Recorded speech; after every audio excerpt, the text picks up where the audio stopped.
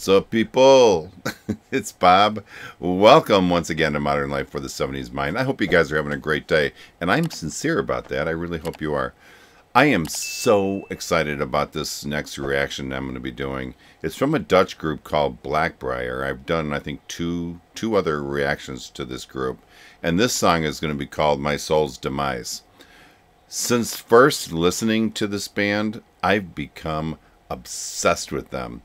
I'm even a supporter on their Patreon page, and which, by the way, if you want to support anybody, this is the band to do it. They post a lot of content, and not just fluff content. I mean, it's legit content that's really quite interesting to read, and they really give you a nice insight into not only what music they're doing, but the process behind it. So I find that extremely interesting. So if you're the least bit interested in this band, I suggest you do that. I knew this video was coming, so I'm very excited to listen to it finally.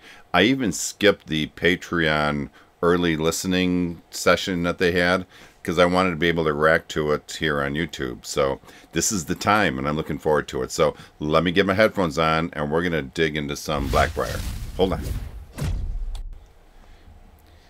So I do breaks in my videos, but at least they're short. They're just like that long, so I'm good about that. So this is Blackbriar, and this is My Soul's Demise. And like I said, this band just, I'm nuts about. I'm obsessed with them. So let's see what this song is about, shall we? Here we go.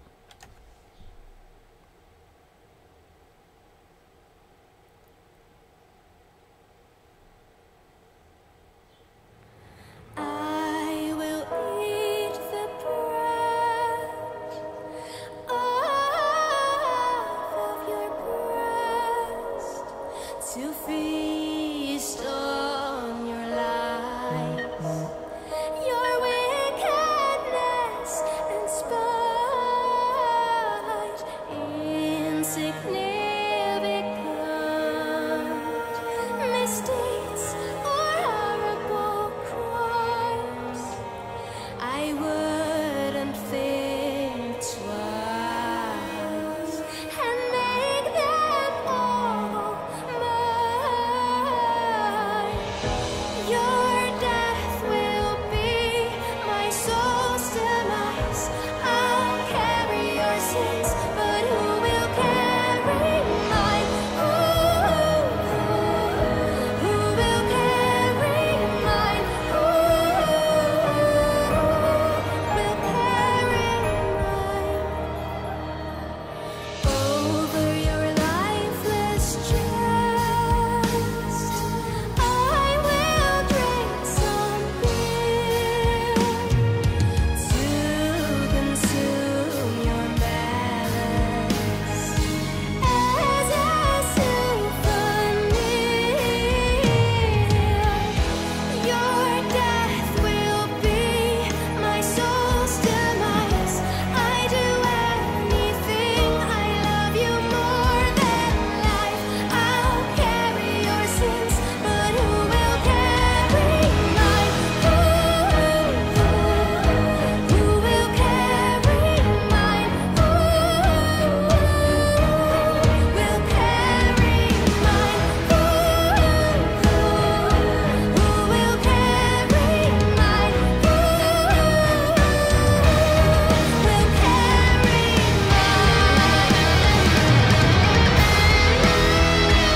Okay, let me backtrack just a little bit so we can transition better into the second half.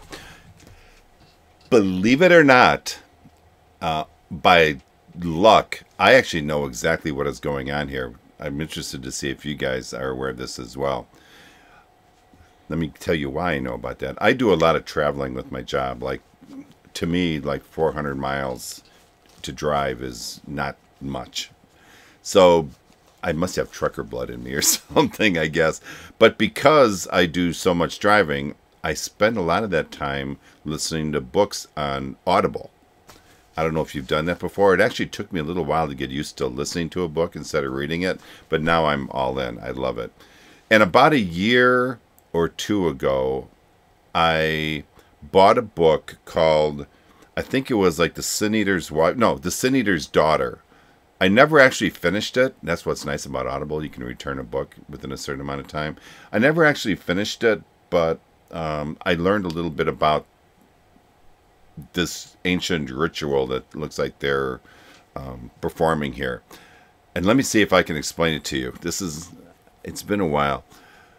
They believe that when someone dies, a person can actually take on the unconfessed sins and transgressions of the deceased person, like they're showing here. To do that, they eat bread or they'll drink something off the person's chest after they're dead. The bread then, I hope I say this right, the bread is believed to absorb those sins and is therefore taken on by the person who's eating the bread.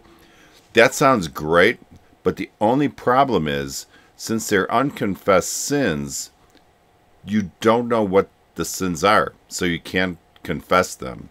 And because of that, you're destined to eternal damnation.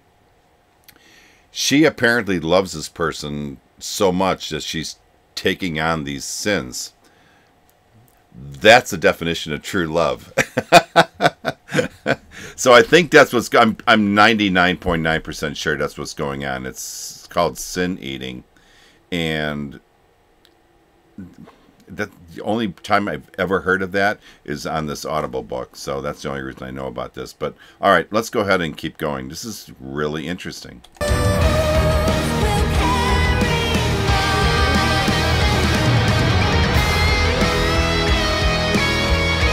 Love the music.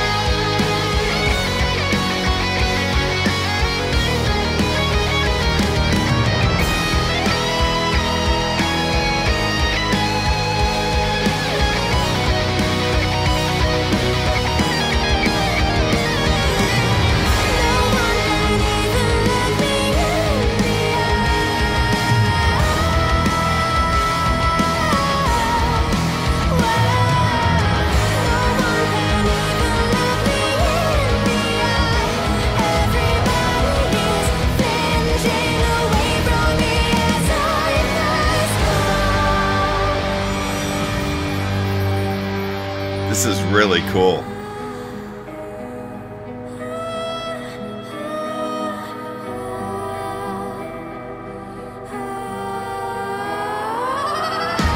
Oh.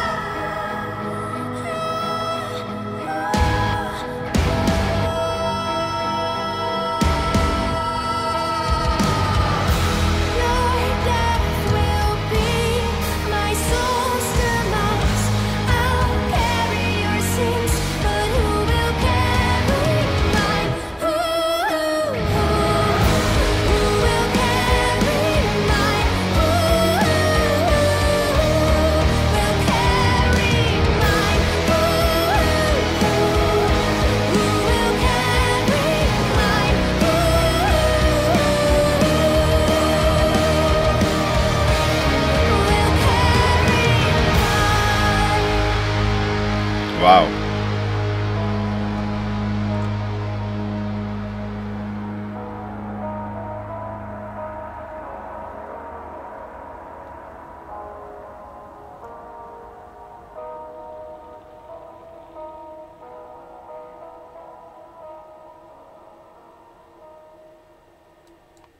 All right.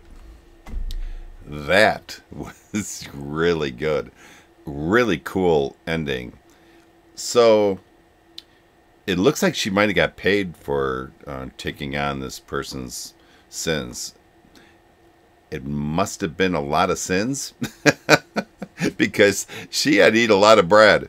I was getting a dry throat just watching her eat all that. Thank God she had some drink afterwards. I'm sure that drink was all part of the ritual as far as taking on those sins. The question she's constantly asking is who is going to carry hers, meaning who will take on her sins. She apparently loves this person so much that she's taken on their sins, but his sins, that I'm not sure I said that right, but I think you know what I'm saying. So now she's wondering, will anybody ever do this for her? That never really gets answered in this video. I don't know if this is a subject that will be carried forward when they release their full album. but it'll be interesting to see that. Also, it's interesting that the people in attendance almost seem to be afraid of her, and it looks like they're don't even want to be close to her or something. So I'm kind of doubting if people are that afraid of these sin eaters. It's unlikely she'll ever find that person that she's hoping will come and help her. The smoke at the end was really cool. I'm not quite sure what that means or what that signified. I'm not sure. Maybe that's just kind of showing what's inside of her now. I'm not sure, but really liked it. And I should try to find a spot. Odds are I probably won't find it, but at one point she did something really cool with her voice, and I kind of made a really quick little sound because I was like surprised how cool that was. Zora's voice is just flat out amazing, and there's not much that she does that surprises me. Not much ever. So, okay, let me get my headphones off, and I'll be back for my final thoughts. Hold on. We are back for final thoughts. Just before I did this, I just listened for the first 10 seconds of what I just recorded, and just to make sure the volumes were correct and stuff. And I realized that you're going to be hearing like a little bit of a hum in the background. That's the fan I forgot to turn off. I can't redo it because I've already seen the video now. So I apologize for that. Just before I started recording, my wife came down and asked if I could help her with something outside. By the time I was done, this little help, if you will, I was sweating. So I had to turn the fan on, and I just forgot to shut it off. So if you hear that sound, that's what that's about. So I'm sorry that I spent basically the entire video talking about their ritual and stuff. I never really got into too much of the song. I touched on it a little bit, but that video was just so exciting. For being such a dark subject, this was really kind of hauntingly beautiful, at least in my opinion, and I'm wondering if you kind of feel the same way. Zora's voice, to no surprise, was amazing and just perfect for the song. I swear the song had to be made just for her. In fact, she might have written it. I'm not sure. I should look into that. Her high pitch, which I just always like, added to the sense of passion or obsession to the song. She also pulled off some really cool sounds that I talked about earlier with her voice. It just added to the whole like mystical side of the song. Wonderful. Musically, this was a masterpiece. They never, at least I don't think so, ever overindulged the music and really only kicked it up when I believe the song truly called for it. I don't like when music is, the volume is increased or the pitch is increased or whatever, unnecessarily just to kind of create excitement. Right when I took the break, you could hear the song really kicking up. We needed that in that song, so I think they just did it perfectly. And what's cool about that is I love the fact that Blackbriar isn't constrained by typical or popular musical styles, trends, or sounds. They're not afraid to dig deep, dark places that other people just don't go to. For what it's worth, and I know this because I'm a Patreon member, this will be a single off an upcoming album, and I can't wait to hear this entire album. If this is an indication of what's to come, get ready, people, because this is going to be an amazing album, without a doubt. So, okay, I hope you really enjoyed that. I really did, and like I said, I've been looking forward to hearing this song for a while. So now I can go back and just listen to it and not feel the pressure of having to react to it, and I can just sit back and enjoy it. I hope you did as well. If you did, please like, subscribe, and follow my page. That would really, really be nice, and I'd appreciate it. So listen, guys, remember, only life is priceless, so make each and every day count, okay? Peace out. I'll talk to you next time. Bye-bye.